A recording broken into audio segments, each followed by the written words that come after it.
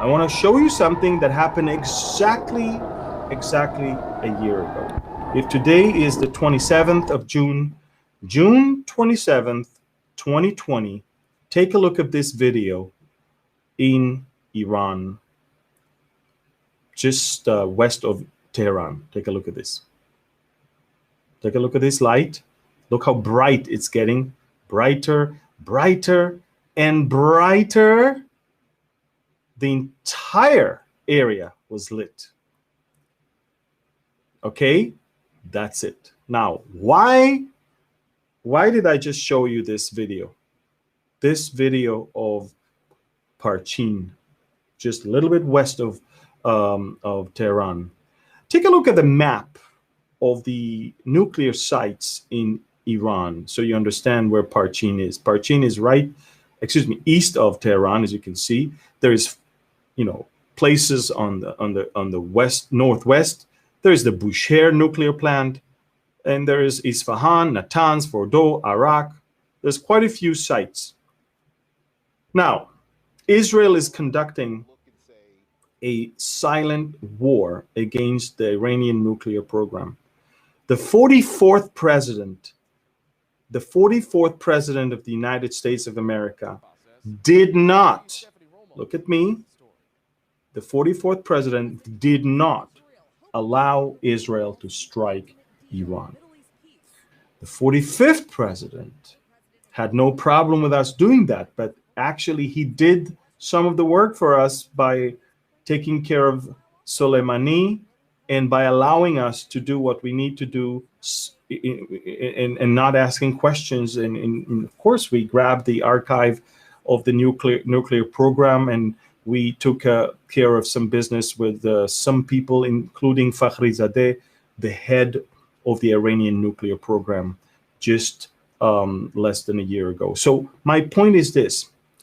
Even though we are not able or not allowed, to go and strike all those nuclear sites simultaneously, just like we did in Iraq or in Syria, Israel is dedicated for the last 15, 20 years in sabotaging, hindering, and probably failing the advance of Iran for a bomb. Now, make no mistake, Iran today had 10 times more the enriched uranium it is allowed to have.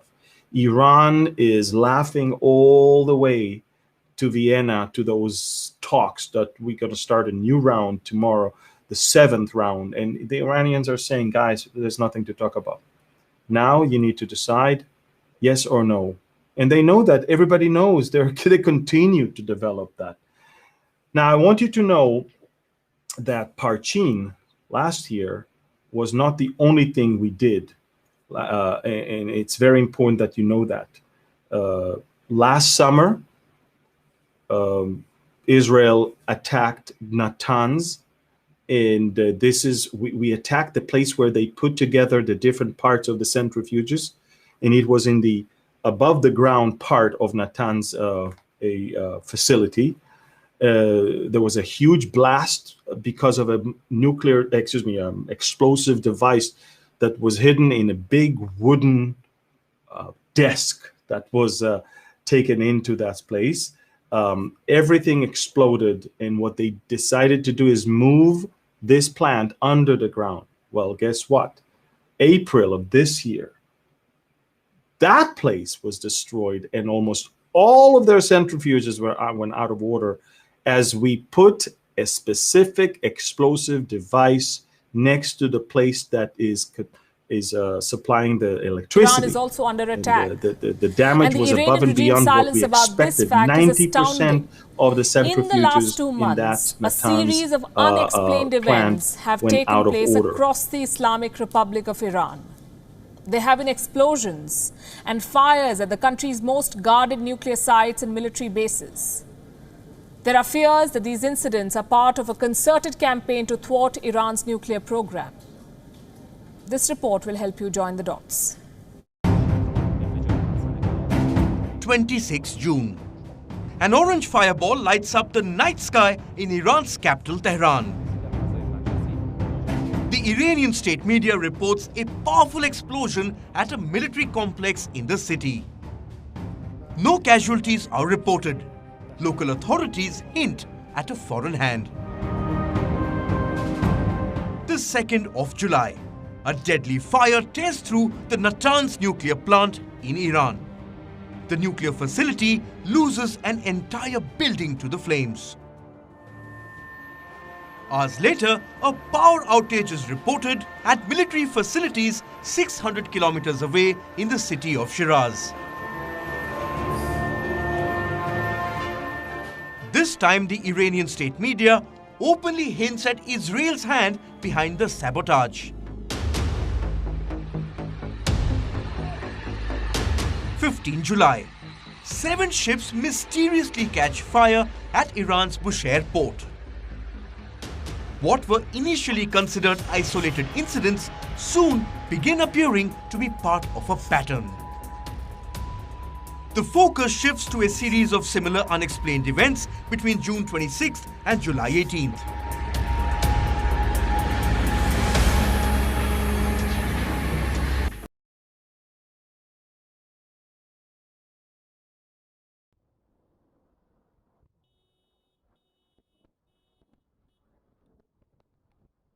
Again, now we are left with a major question.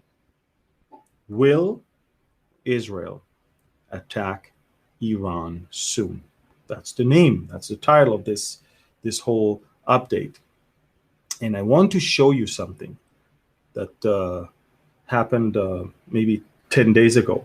I think it was reported on Newsweek, if I'm not mistaken, or somewhere else. Let me show you, and let me show you what it says in regards to a meeting that happened between the Israeli foreign minister and the American foreign minister, and that is, of course, and Prime Minister Netanyahu criticized that. And I'm talking about the Israeli alternate Prime Minister and Foreign Minister Yair Lapid. He held a second phone call with the U.S. Secretary of State Antony Blinken, and look what they agreed. The two agreed on a no surprises policy, according to an Israeli Foreign Ministry statement. You know what it means, no surprise? It means Israel cannot act independently. And Prime Minister Netanyahu criticized that harshly. And in a statement that he released, he said the following things: look, we're good friends of America, but we cannot tell America every time we need to do something in Iran. And then he said something that was very interesting. He said, if we had such a deal with the Americans 20, 30 years ago, we would have never been able to attack in Syria or in Iraq their nuclear plants that were, military ones. Can you imagine if America would have invaded into Iraq and Iraq has nuclear weapon? Can you imagine if all the civil war in Syria broke out and then they have nuclear weapon there? Israel took care of that business. And trust me, if we would have asked for permission, we would have gotten no from the U.S. administration of that time. And yet we did what we need to do because there was no such agreement of no surprises, no such thing. Sometimes we let them know, sometimes we let them know after. Sometimes we prefer not to say anything.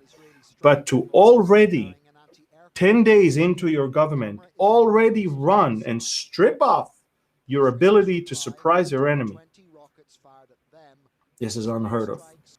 No, make no mistake, in the U.S. State Department, in the U.S. Foreign Ministry, in the U.S., there's elements that will no doubt inform the Iranians of our plans. No doubt. Look, I mean, we know that John Kerry exposed all the cards to the Iranians. We know that. We know that, and the media announced it.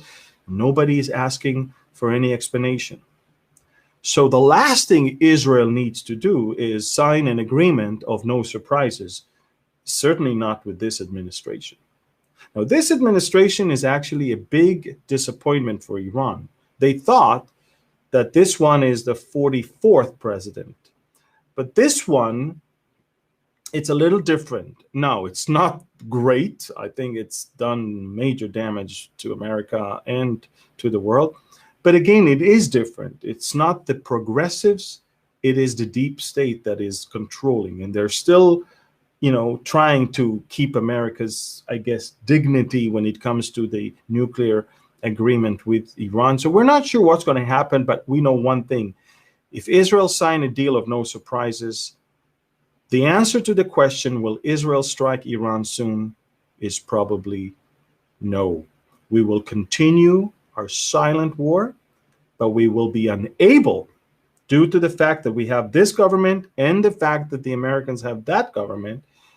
I don't believe we're able at this point to stop completely everything that is going on there, and Israel will be dealt with by the Iranians when the Ezekiel war will begin, and the Iranians will understand now is our time to join a coalition that will bring about the total annihilation of the Zionist state Israel.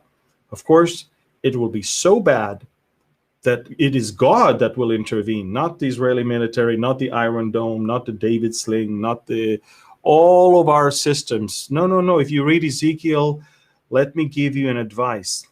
Do not worship Israel, its army, its government, its scientists.